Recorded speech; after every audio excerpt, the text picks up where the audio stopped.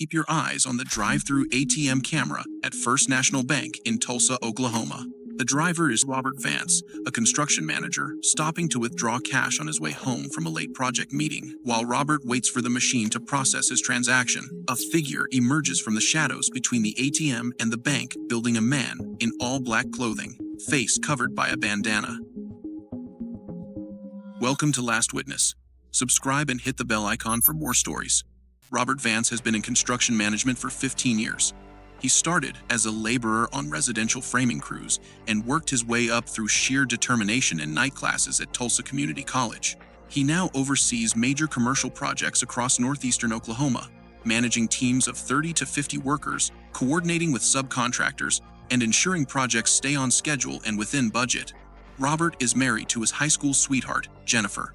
They have 2 children, a daughter who's a sophomore at Oklahoma State University studying engineering, and a son who's a junior at Tulsa East High School playing varsity football. The family lives in a modest ranch-style home in a quiet suburban neighborhood where Robert coaches Little League Baseball in the spring and helps organize the neighborhood block party every summer. On this particular Monday in February, Robert starts his day at 6 a.m. at a commercial site downtown where his crew is building a new office complex. The project is behind schedule due to weather delays and supply chain issues. Robert spends the morning problem-solving with his foreman, rescheduling concrete pours, and negotiating with suppliers to expedite material deliveries. He takes lunch at his truck, eating a sandwich Jennifer packed for him while reviewing blueprints and making calls to subcontractors. The afternoon continues with similar intensity, inspecting completed work, addressing code violations flagged by the city inspector, and managing conflicts between different trade crews competing for workspace. By 5 p.m., most of his workers have clocked out, but Robert stays late. He has a scheduled evening meeting with the project owner and lead architect to discuss budget overruns and timeline adjustments. The meeting takes place in a trailer on the construction site. It's tense. The owner is frustrated with delays. The architect is defensive about design changes that added costs. Robert mediates, presenting solutions and revised schedules that might get the project back on track. The meeting finally ends at 10:15 p.m. Robert is exhausted. He calls Jennifer from his truck to let her know he's heading home. She tells him their son's football team made the playoffs and asks if he can attend Friday's game. Robert promises he'll be there. They talk for 3 minutes before Jennifer says goodnight and tells him to drive safely. Robert starts his Explorer and heads toward home. His route takes him through downtown Tulsa, then west on Interstate 44 toward his suburban neighborhood. But before getting on the highway, Robert remembers he needs cash. His wallet contains only $7, and he promised his son money for new cleats. He spots a First National Bank branch with a drive-through ATM and decides to make a quick stop. The bank is closed for the night, but the drive-through ATM lane remains accessible 24 hours. Robert pulls into the lane at 10:34 p.m. His Explorer is the only vehicle in the area. The parking lot is empty. The surrounding businesses, a tax preparation office, a dry cleaner, a sandwich shop, are all dark and closed. The ATM sits against the side of the bank building, positioned under a small overhang with a single overhead light that casts a pool of illumination over the transaction area. Beyond this pool of light, shadows stretch across the empty parking lot. The space between the ATM structure and the main bank building creates a narrow gap, perhaps 4 feet wide, filled with darkness. Robert doesn't notice this gap. He doesn't scan the area for potential threats. He's thinking about his project timeline, his son's football cleats, and how good his bed will feel after this 16-hour workday. He lowers his window and inserts his debit card into the ATM. The screen illuminates with the familiar interface. Robert enters his 4-digit PIN, the year his daughter was born. He selects withdrawal from the menu. He enters the amount, $300. He presses confirm. The ATM processes the transaction for approximately 10 seconds. During this time, something moves in the gap between the ATM and the building. The overhead camera captures it, just a slight shift in the shadows, barely noticeable unless someone is specifically looking for it. The ATM's internal mechanism whirs. Bills begin dispensing from the slot. Robert reaches his left hand out the window toward the money. That's when the figure appears. The man moves fast, emerging from the gap behind the ATM in 3 quick strides. He's wearing all black, black pants, black hoodie, black gloves, black bandana covering the lower half of his face. Only his eyes are visible, and even those are shadowed by the hoodie. Robert's head jerks toward the movement. His expression shifts from tired to shocked in less than a second. The man's right hand is extended, holding a dark object. The camera angle and lighting make it impossible to confirm what the object is, but its shape suggests a handgun. "Don't move." The ATM camera's audio is faint, but the man's voice is audible. "Give me the money!" Robert's hands go up instinctively, palms forward, universal gesture of surrender. His mouth moves. He appears to be saying something, possibly pleading or trying to reason with the attacker. The cash still sits in the ATM dispenser, uncollected. The man gestures sharply toward the money with his weapon hand. "Get it. Give it to me." Robert lowers his left hand slowly and pulls the bills from the ATM slot. He holds them out the window toward the man. The man snatches the cash with his left hand and shoves it into his hoodie pocket. This is where most ATM robberies end. The suspect takes the money and flees. The victim drives away, shaken but alive. Police are called. A report is filed. Security footage is reviewed. Sometimes suspects are caught. Often they're not. But the victims survive. Robert Vance will not survive. Instead of fleeing, the man steps closer to the explorer. He reaches for the door handle with his left hand while keeping the weapon pointed at Robert with his right. Robert's expression changes from fear to panic. He reaches for the gear shift, trying to put the explorer into drive, trying to escape. The man yanks the door open. Robert tries to hold it closed, but the man is stronger, more aggressive, operating on adrenaline and whatever chemical courage is fueling his actions. The door swings wide. The man grabs Robert's left arm and pulls. Robert fights back. His right hand comes up, striking at the man's face. The bandana shifts slightly, but doesn't fall off. The man stumbles back half a step, then surges forward with increased violence. He swings the weapon, striking Robert on the side of the head. The blow is visible on camera. Robert's head snaps to the right, his body going momentarily slack. The man uses this moment to grab Robert's jacket with both hands and drag him out of the vehicle. Robert's weight, approximately 190 pounds, makes this difficult, but the man is determined. He pulls Robert halfway out, then grabs him around the chest and hauls him completely free of the explorer. Robert's legs are visible on camera, kicking weakly as he's dragged backward. The man pulls him toward the gap between the ATM and the building, disappearing into the shadows. The camera loses sight of both figures.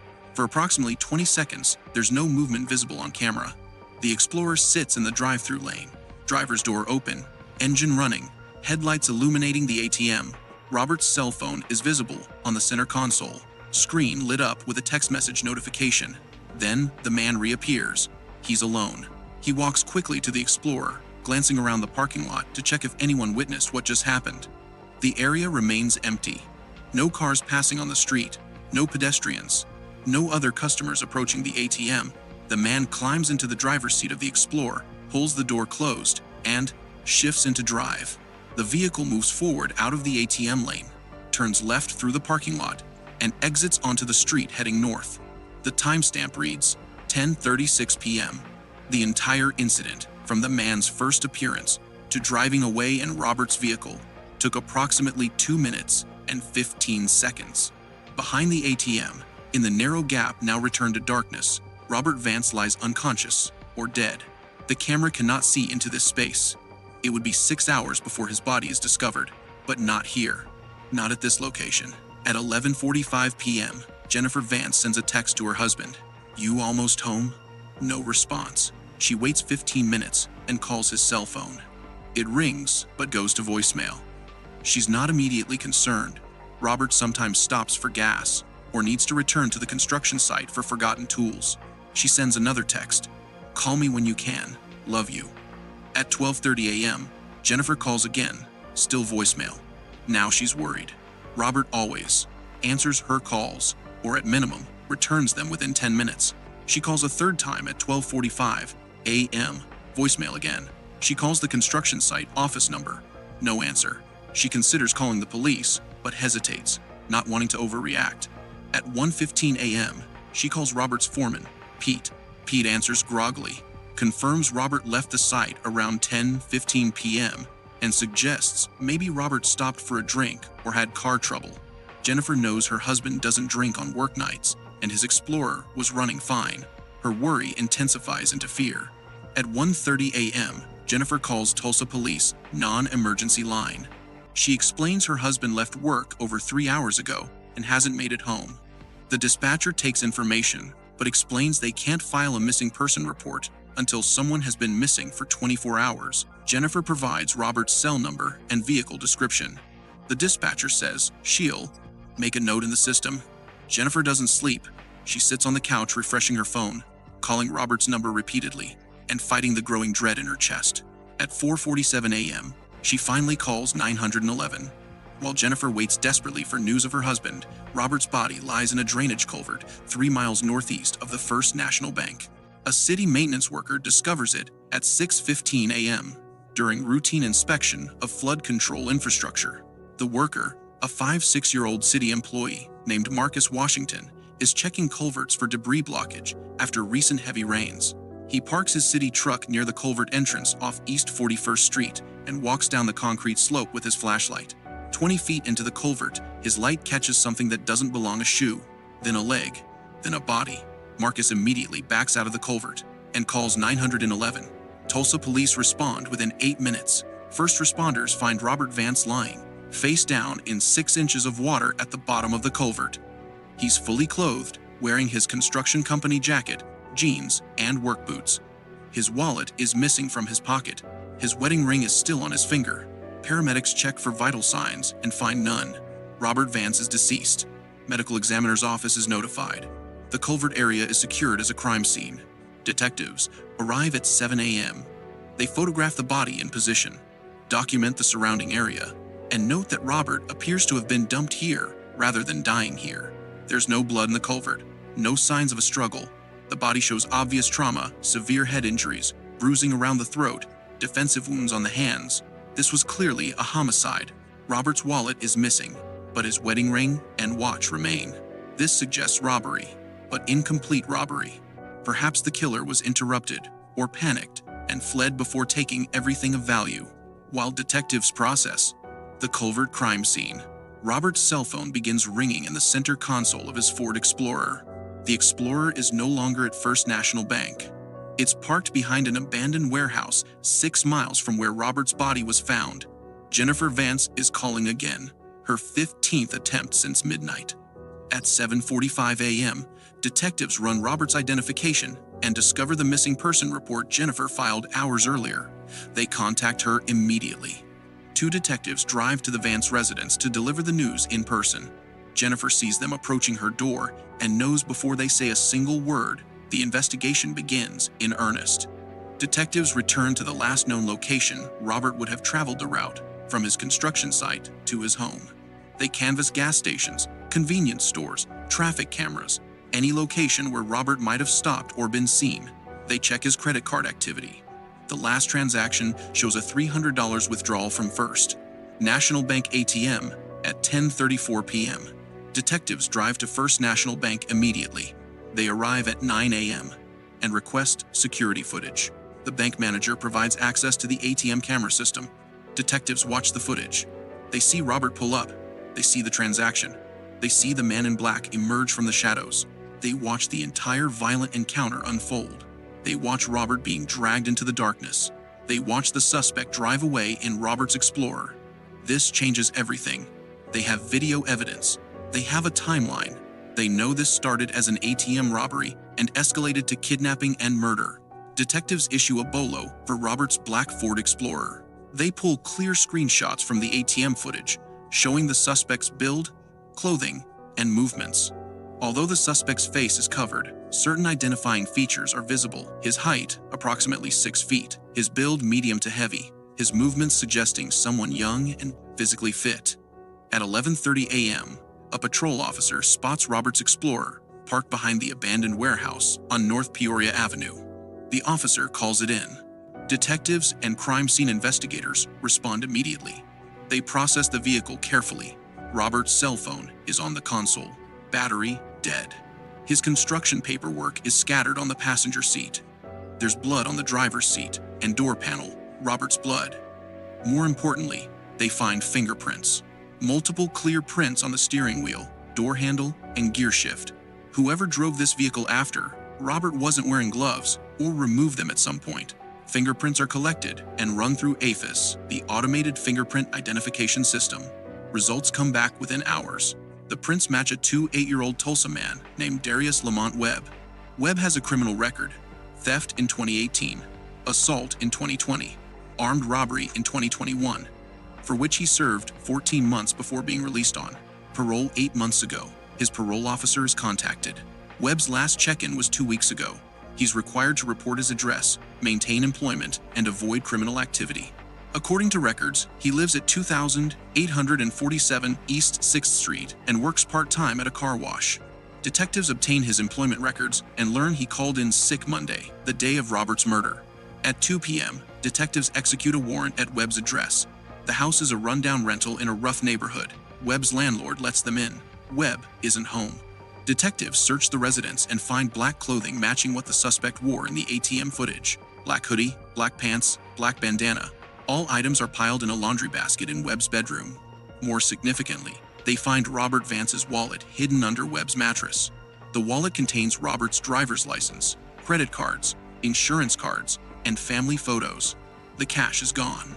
Detectives also find a .38 caliber revolver in Webb's nightstand drawer. Ballistics will later confirm this weapon was not fired during the crime, suggesting it was used only as a threat during the robbery. An arrest warrant is issued for Darius Webb for kidnapping, robbery, and first-degree murder. A manhunt begins. Webb's photo saturates local news. His family and known associates are contacted. His parole officer checks his usual hangouts. Tips flood the police hotline. Webb remains missing for 3 days. During this time, the medical examiner completes Robert's autopsy. Cause of death is determined to be blunt force trauma to the head, combined with manual strangulation. Robert was struck multiple times with a hard object, likely the pistol found in Webb's apartment, causing skull fractures and brain hemorrhaging. The strangulation occurred afterward, possibly to ensure death. Time of death is estimated between 10:30 p.m. and 11 p.m. Monday, consistent with the ATM attack timeline. On Thursday morning, police receive a tip. A woman calls to report her ex-boyfriend, Darius Webb, showed up at her apartment Wednesday night, asking for money and a place to hide. She refused and told him to leave. He became agitated and threatening. She waited until he left, then called police. The woman provides her address, an apartment complex in South Tulsa. Detectives stake out the location, believing Webb might return. At 4:30 p.m. Thursday, Webb approaches the apartment building. A surveillance team spots him and calls for backup. Patrol units surround the area. Webb sees the police and runs. A foot chase ensues through the apartment complex, over fences, through backyards. Webb is tackled by an officer after approximately 3 minutes. He's arrested, handcuffed, and transported to Tulsa Police Headquarters. In interrogation, Webb initially claims he knows nothing about Robert Vance. When shown the ATM footage, he demands an attorney and stops talking. The evidence speaks for him. His fingerprints in Robert's Explorer, Robert's wallet under his mattress, the clothing matching the ATM footage in his laundry, the weapon used to threaten and strike Robert in his nightstand. Prosecutors charge Webb with first-degree murder with special circumstances murder committed during the commission of a robbery which carries potential life without parole or death penalty in Oklahoma. The trial begins 9 months later. Prosecutors present the ATM footage as their centerpiece evidence. Jurors watch the video repeatedly. They see Robert arriving. They see Webb emerge from hiding. They see the robbery. They see the abduction. The footage is devastating to the defense. Additional evidence includes Webb's fingerprints, Robert's wallet, the weapon, the black clothing, cell tower data placing Webb's phone near the bank at 10:34 p.m., and witness testimony from the woman Webb tried to hide with. Webb's defense attorney argues the death was not premeditated. The attorney claims Webb intended only to rob Robert, and the violence escalated unexpectedly. The defense seeks to avoid first-degree murder conviction and argue for lesser charges. The prosecution counters that Webb lay in wait behind the ATM, armed with a weapon, with clear intent to rob anyone who used the machine. When Robert arrived, Webb executed his plan. When Robert resisted, Webb beat him, strangled him, and dumped his body in a culvert. This demonstrates depravity, not accident. Jennifer Vance testifies. She describes her husband, their family, the night she waited for him to come home. She breaks down, describing the moment police told her Robert was dead. The courtroom is silent. After 6 days of testimony, the jury deliberates for 11 hours. They return guilty verdicts on all counts: first-degree murder, robbery with a dangerous weapon, and kidnapping resulting in death. At sentencing, the judge hears victim impact statements from Robert's wife, children, and co-workers. Jennifer describes how her children lost their father. Robert's daughter talks about her dad never seeing her graduate college. His son describes the empty seat at his playoff football games. The judge sentences Darius Webb to life in prison without the possibility of parole for the murder charge, plus additional consecutive sentences for robbery and kidnapping. Webb shows no emotion as the sentence is read. Robert Vance was making a routine ATM withdrawal. He needed cash for his son's football cleats. He stopped at a bank he'd used dozens of times before. He had no way of knowing someone was hiding behind the machine, waiting for a victim. Webb had been targeting that ATM for weeks, hiding in the gap between the machine and building during late-night hours when customers were few and police patrols infrequent. Robert was simply the unlucky person who arrived during one of Webb's hunting sessions. First National Bank removed that drive-through ATM 6 months after Robert's death. They redesigned their ATM locations to eliminate hiding spaces and blind spots. They installed additional lighting and emergency call buttons. Other banks across Tulsa followed suit. Robert's family established a memorial scholarship in his name for construction management students at Tulsa Community College. His former co-workers completed the office complex project he'd been managing and dedicated a plaque in the building lobby to his memory. Darius Webb remains in Oklahoma State Penitentiary, where he will spend the rest of his life. He filed one appeal, claiming the ATM footage was inadmissible. The appeal was denied. Thank you for watching. Subscribe, like, and share. And stay tuned for more stories.